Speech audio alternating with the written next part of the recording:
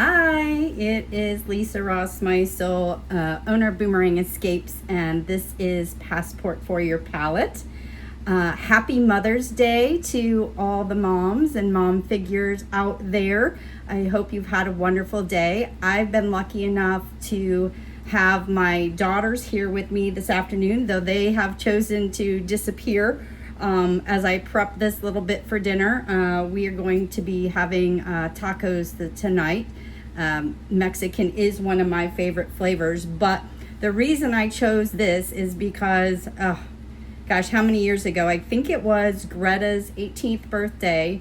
We did a carnival cruise and we went to Costa Maya, and the excursion we did was called Salsa and Salsa. So it had a little bit of salsa dancing, and we made salsa, but we also made guacamole. So tonight, in this video here today, I am going to show you my quick rendition of guacamole. It changes up because I'm kind of one of those people that I don't do necessarily a whole lot of measuring. I kind of do it by taste and change things up.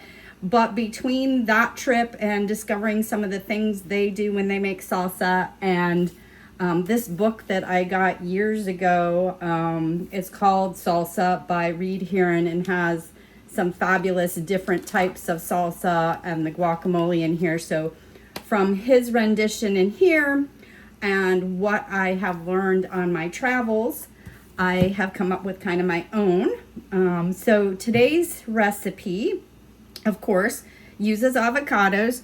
I ended up finding small ones that were ripe and ready. So even though the recipe calls for 2 medium, I'm going to throw 3 in there tonight. So I've got them split already and they are nice and ripe. And this is fun. So this is a coconut bowl, and I actually made my guacamole on that excursion in this particular coconut bowl that I bought and brought home with me. So I'm just gonna quickly, let me grab, I got my fork here. I just usually do a quick cross hatch section on these and a spoon. And we're gonna scoop that right into my coconut bowl.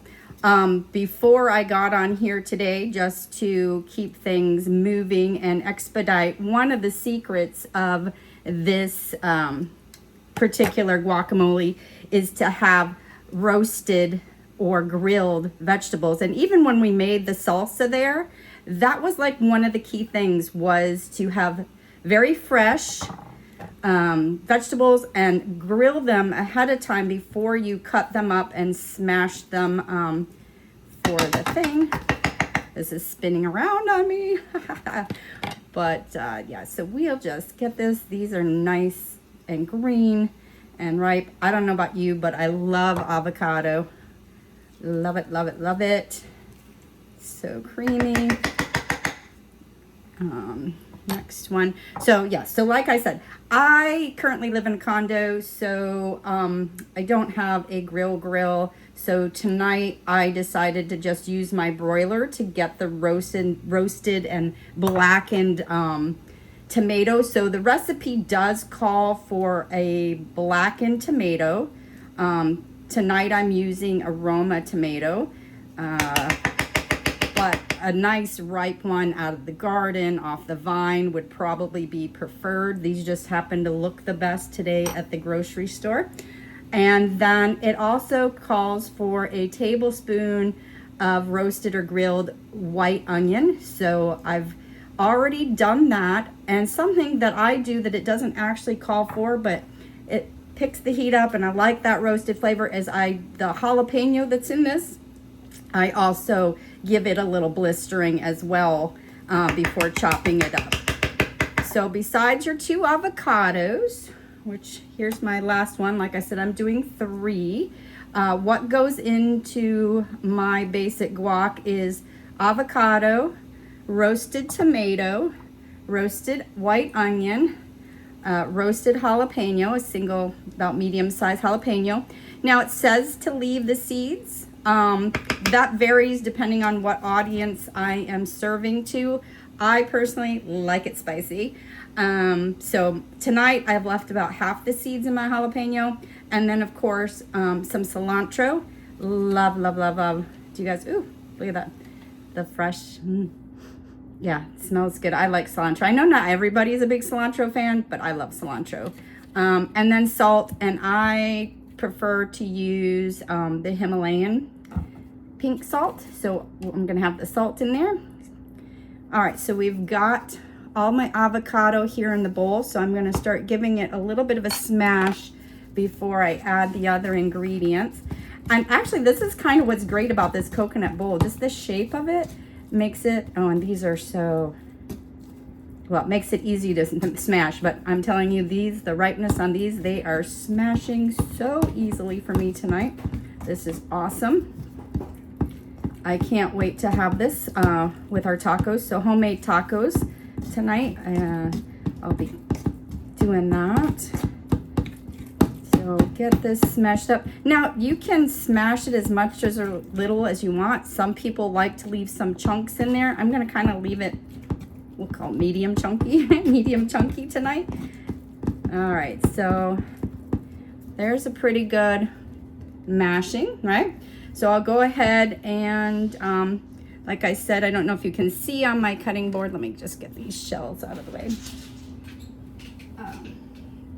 I've got my other ingredients. I'm gonna put in,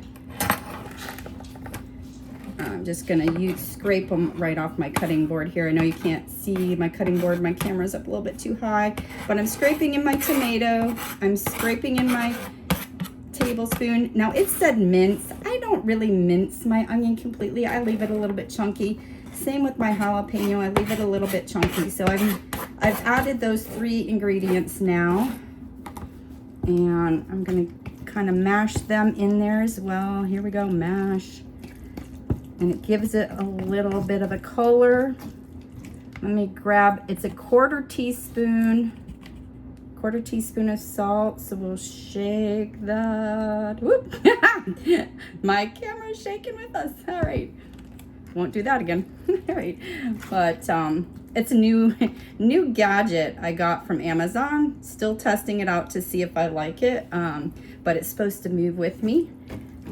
But sometimes I think it is a little jerky in the movement. You can tell me in the comments whether you think it's a little jerky. All right, so I've got those in there. Then at the end, I add in my fresh cut cilantro, and instead of mashing this in, I'm just gonna give this a stir. And again, it says minced cilantro. I keep my cilantro more of a chopped. I also tend to use scissors to chop up my herbs. So I did that, and it's about, was it about a tablespoon? No, well, I think it said 2 teaspoons. I put a little extra. Like I said, I love cilantro. So now I've got a really nice creamy avocado here for tonight's dinner, right? And just while we're here, let me just turn around quick. I've got some chips, because you gotta have it with the chips. Let's give this a quick go.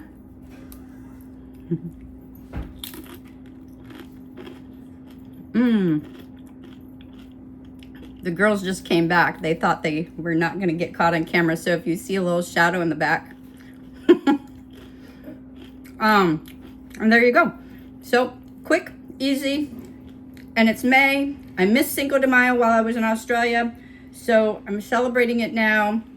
And as I said, Greta and I did this incredible excursion where we did salsa, and she's kind of like my Mother's Day baby. She was almost born on Mother's Day, so every so many years her birthday falls on Mother's Day. So I thought this was a great opportunity to bring this recipe to you. What I will do is I will link the blog I wrote about that trip and excursion with my recipe to this guacamole. And I hope you have a great night, and I will see you next time.